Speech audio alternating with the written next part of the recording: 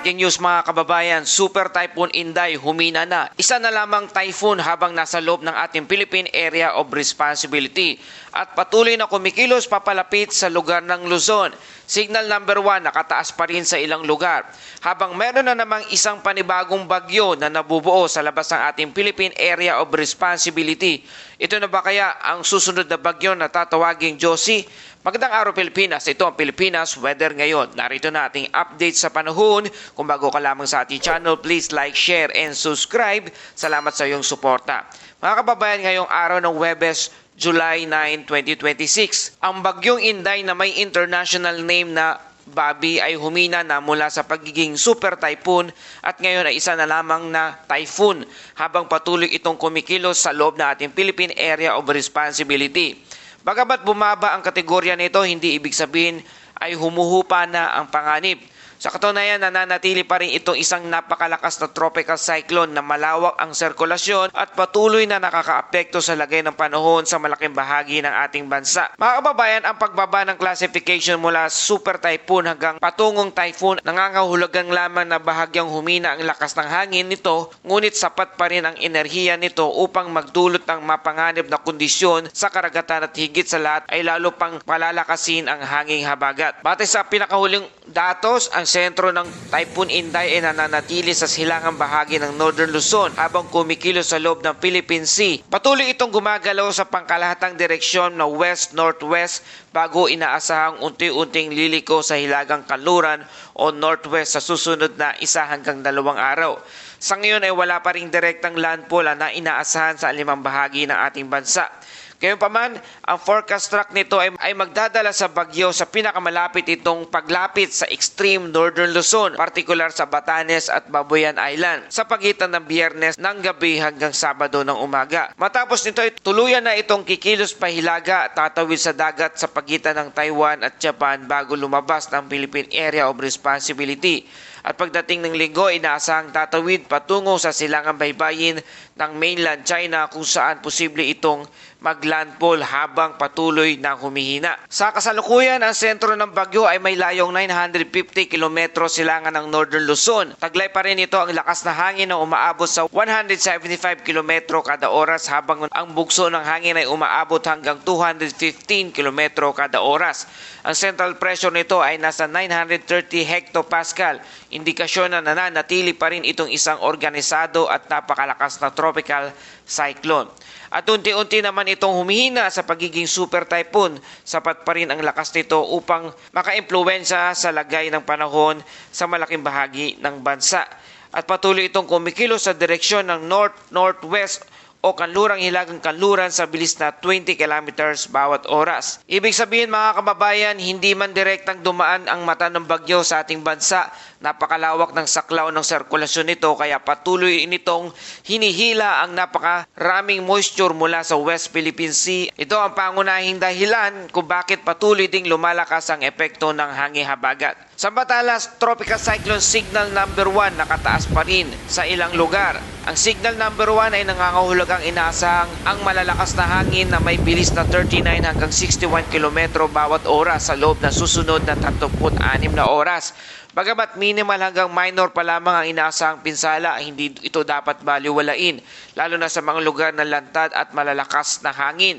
Kabilang sa mga nasa ilalim ng Signal number 1 ay ang Batanes, Cagayan, kabilang ang Babuyan Island, Isabela, Ilocos Norte, Apayao, Kalinga, Hilagang Abra, silangang bahagi ng Mountain Province, silangang bahagi ng Ifugao, Hilagang Aurora, bahagi ng Quirino, Hilaga at gitnang bahagi ng Catanduanes. Ayon sa Pag-asa, posible pang itaas ang pinakamataas na signal hanggang wind signal number 2 o signal number 3. Depende sa magiging galaw at lakas ng bagyo habang papalapit ito sa hilagang bahagi ng ating bansa. Kaya't mahalagang patuloy tayong sumubaybay sa bawat update ng bagyo. Mga kababayan, ito ngayon ang pinakamahalagang bahagi ng ating weather updates. Bagamat hindi direktang tatama ang sentro ng bagyo sa kalupaan, ang pinakamararamdaman nating effect ay manggagaling sa southwest monsoon o hangin habagat. habang umiikot ang napakalawak na sirkulasyon ng bagyo, lalo nitong hihigupin ang mainit na hangin mula sa West Philippine Sea. Kapag tumama ang hangin ito sa kabundukan ng Luzon at Visayas, mabilis na nabubuo ang mga kapal na ulap at nagdadala ng malalakas na pag-ulan. Ito ang dahilan kung bakit maraming lugar ang nakaranas ng ulan kahit napakalayo pa ng mismong sentro ng bagyo. Ngayong araw, hanggang sa susunod na araw, asahan ng malalakas na gale force wind o bugso ng hangin sa lugar ng Pangasinan, Zambales, Bataan, Calabarzon, malaking bahagi ng Mimaropa, Bicol Region na halos buong Visayas at malaking bahagi ng Mindanao. Pagsapit ng Biyernes, inaasahang halos buong bansa na ang makakaranas ng epekto ng pinalakas na hangin habagat. Samantala, napakataas na alon sa mga karagatan bukod sa mga malalakas na hangin na nanatili ring mapanganib ang kondisyon ng karagatan. May umiiral na gale warning sa maraming baybayin ng Luzon at Visayas. Batay sa forecast sa Batanes at sa silangang bahagi ng Babuyan Island, maaring umabot na 6 na metro ang taas ng alon. Sa baybayin ng mainland Cagayan at Isabela, maaring umabot sa 5 hanggang 4.5 metro ang mga alon. Samantala sa Aurora, Camarines Norte, Catanduanes, Northern Samar, Eastern Samar at Pulilo Island ay posible ring makaranas ng 4 hanggang 4.5 metrong ang taas na alon. Sa ganitong kondisyon, lubhang mapanganib ang paglalayag ng anumang uri ng sasakyang pandagap. Mahigpit na ipinapayo ng Pag-asa na manatili muna sa pantalan ang lahat ng barko at bangka at iba pang sasakyang pandagat hanggang humupa ang lakas ng hangin at taas ng alon sa inyong lugar. Maging sa mga lugar na may 2 hanggang 3 metrong alon, pinapayuhon pa rin ang mga mangingisda na huwag pakipagsapalaran o pumalaot ngayong araw. Samantala, isa pang low pressure area ang nabubuo sa labas ng ating Philippine Area of Responsibility na tinatawag na Invest 97W ang nabuo sa bahagi ng Marshall Island. Bagamat mababa pa ang tsansa nitong maging ganap na bagyo sa loob ng susunod na 3 araw, patuloy itong minomonitor dahil maaari itong lumakas sa mga susunod na araw. Kapag ito'y naging tropical storm at pumasok sa ating Philippine Area of Responsibility o PAR, ito ang susunod na mabibigyan ng pangalan ng bagyong Josie ayon sa Pag-asa. Kaya manatili po tayo updated sa panahon at patuloy na development. Isa na naman panibagong bagyo na ating aabangan sa masusunod na linggo. At para sa ating Bible verse of the day mula sa Awit 46 verse 1 and 2, ang Diyos ang ating kanlungan at kalakasan na handang saklolo sa oras ng kaguluhan. Kaya't hindi tayo matatakot kahit gumalaw ang lupa at bumagsak ang mga bundok sa ikalaliman ng dagat. Mga kababayan, sa panahon ng bagyo, lindol at ibang mga kalamidad, naway manatili tayong handa, mahinahon at nagtitiwala sa pag-iingat ng ating Panginoong Hesus. Salamat sa inyong patuloy na pagtangkilik at pagtutok dito sa ating channel. Kung nakatulong sa inyong balitang ito, please like, share, and subscribe.